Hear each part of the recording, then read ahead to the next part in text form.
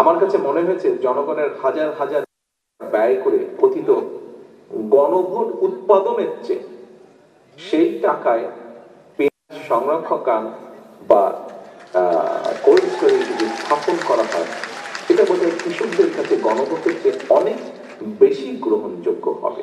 আলু চাষিদের কাছে এই সময় গণভোটের চেয়ে মনে হয় আলুর ন্যায্য মূল্য পাওয়াটা অনেক বেশি গুরুত্বপূর্ণ। দেশে এবার 1 কোটি, খুব সম্ভবত 1,15,00,000 টন আলু উৎপাদন হয়েছে। আলু উৎপাদন করে কৃষকরা খুব সম্ভবত কৃষকরা বিপাকে পড়ে গিয়েছেন আলুর এই উৎপাদনের কারণে।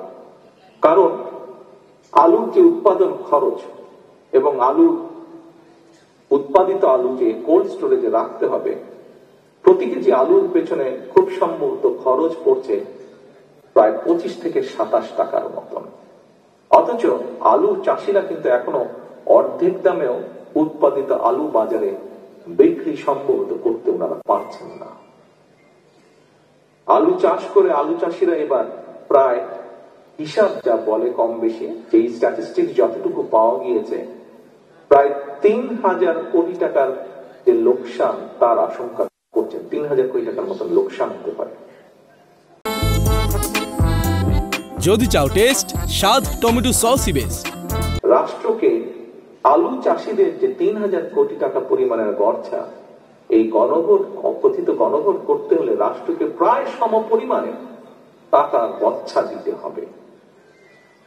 এই উপস্থিতবৃন্দ, এমন পরিস্থিতির লোকসানের মুখোমুখি এইসব আলু চাষিদের কাছে এই সময় গণভোটের চেয়ে মনে হয় আলুর ন্যায্য মূল্য পাওয়াটা অনেক বেশি গুরুত্বপূর্ণ। দেশবাসীর ভাবনার জন্য আমি প্রসঙ্গটি উপস্থাপন করলাম। এখানে মিডিয়ার ভাইরা আছেন, ওনারা যদি আমাকে সহযোগিতা করেন তাহলে আমার এই প্রসঙ্গটি আমি দেশবাসীর কাছে ওনাদের মাধ্যমে উপস্থাপনের জন্য রেখে গেলাম। একই সাথে একইভাবে যে সকল সম্মানিত উপস্থিতবৃন্দ, আমন্ত্রিত অতিথিবৃন্দ আছেন, তাদের কাছে আমি এটি রেখে গেলাম। এরপরে উপস্থিতিবৃন্দ, আমি আরেকটি বিষয় আপনাদের সামনে তুলে ধরতে চাই।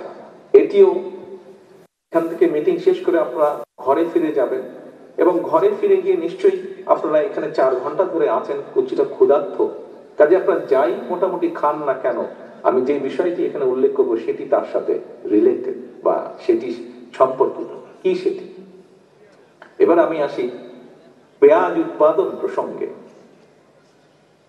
উপস্থিতিবৃন্দ, আমি যতটুকু জানি, আমার পক্ষে যতটুকু সম্ভব হয়েছে, দেশে চাহিদার যে পরিমাণ পেঁয়াজের চাহিদা বা যে পরিমাণ উৎপাদন হয়, আমাদের কৃষকদের কম বেশি মোটামুটি সক্ষমতা রয়েছে, যদি তাদেরকে সহযোগিতা করা হয় বিভিন্নভাবে, সক্ষমতা রয়েছে মোটামুটি ভাবে আমাদের যেটা ডিমান্ড রিকোয়ারমেন্ট সেটি উৎপাদন করা।